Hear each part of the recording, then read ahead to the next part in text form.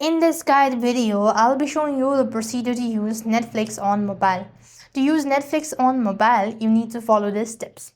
So download Netflix from your respective app store and on the search bar, type in Netflix and locate it so. When you locate Netflix, you want to click on the install button, and once you're done installing the application, you then need to click open it up and create your account. So in my case, I already have an account, so I'm just going to simply go ahead and exit out of this account and start with the procedure to create one. So click on get started, create an email address or type in the email address, and moving on, you'll be asked to type in a password, or you have to go ahead and make sure to enter in other informations accordingly.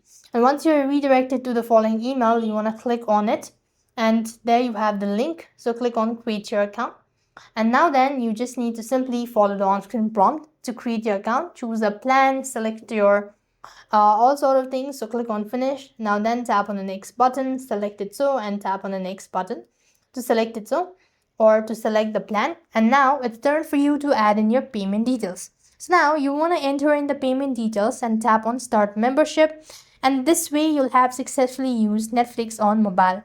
I hope the video was helpful. Make sure to like, share and subscribe. Thank you for watching. See you in the next video.